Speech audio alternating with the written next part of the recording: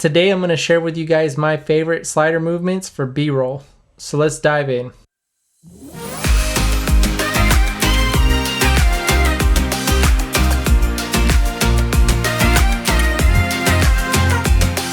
What's up YouTube? My name is Glenn and I want to welcome you to my channel. If you are new here, I would ask please consider hitting that subscribe button down below, as well as that bell for future notifications. And if at the end of this video you did find it helpful, please hit that thumbs up as it helps both this video and this channel out. And as always, if you have any questions or comments, please leave them down in the comment section below, as I'd be glad to hear from you guys. But let's go ahead and dive into today's topic, since that's the reason why you guys are here. As I'm going to share with you guys how I use a slider like this one here to get all the B-roll for my videos, my tech reviews, things like that.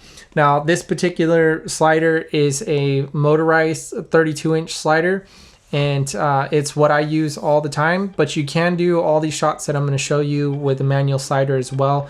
You'll just need either a fluid head or video head for some of the parallax effects that we will talk about later on in this video. But I mainly prefer to use a motorized slider for precision. You can control things a lot better, and honestly, I'm not that good with a manual slider as it is, so this just works for me. But for our first shot, what we're going to talk about is basically the most common slider shot that you will see in a lot of B-roll and in a lot of movies, is basically just a side-to-side slide. And that's either going left to right or right to left. That is the most common and works very well.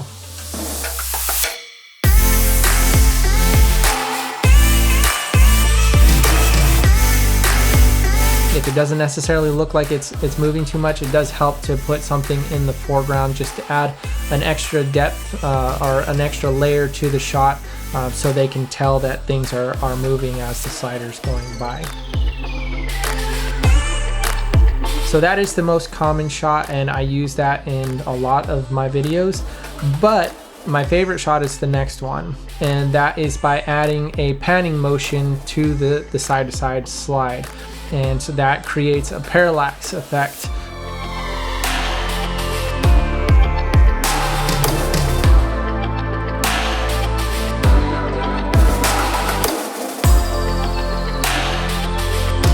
Is a little bit more cinematic than just the standard side-by-side, especially if you have something in the background and it shows that extra depth of movement as the shot is moving.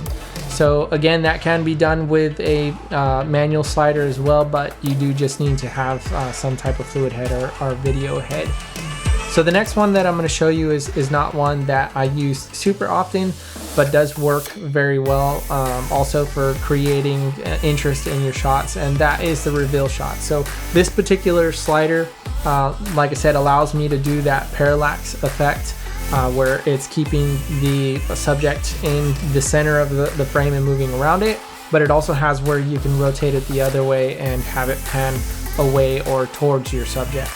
I don't know if technically that's still considered a parallax effect or not. If you know that, please let me know down in the comment section below. But this works very well for reveal shots. So you have the camera started off pointing away from your subject and, you know, focused on something, or it can be not focused on something and have the background blurry, and then pan towards your subject with your subject in focus. That's a great way to create interest, as it keeps the eye engaged to wow, what are they showing me here? And then your subject comes into focus and it's like, oh, okay, that's what I'm trying to show you. And so that's a very cool shot that can be used. Again, I use that one kind of sparingly, but it is definitely a shot that you can add to your B-roll. And so the next two shots kind of work the same. It's either a push in or a pull out shot with the slider. It's where you have the slider facing the length of or the camera facing the length of the slider, and either pushing in or pulling away from the subject. And that can be done multiple different ways.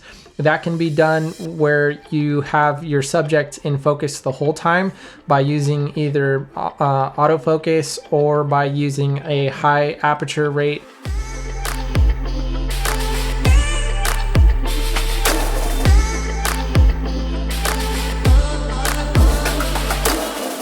or you can do it by having a very shallow depth of field, and as you push in, your subject comes into focus by using manual focus.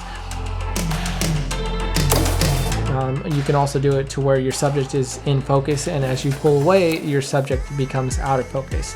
That's just another tool that's used to be able to bring into light your subject and basically what you're trying to show the viewer.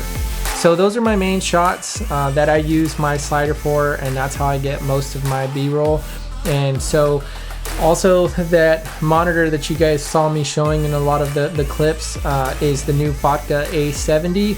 I will be doing a full review on that here shortly, as Fotka did send that to me for review, and that's what I'm using to film this video now. So I was actually using this slider to capture the B-roll for that video. So if you want to know about that monitor, as it is new and it is a very cool monitor, stick around, make sure that you're subscribed and you have that bell notification icon selected so you get notified when that video comes out. But other than that, I do want to hear from you guys. What kind of slider do you use? Do you prefer a motorized slider, or do you prefer a manual slider? You know, what kind of shots do you get with your slider? Are there some that are your favorites that I didn't cover in this video? Because this is a pretty quick video. I just thought, hey, this would be pretty cool to show you guys, since I was going to be taking some B-roll shots of that monitor to begin with. But let me know down in the comment section below. I'd love to hear from you guys, and until then, I will see you on the next one.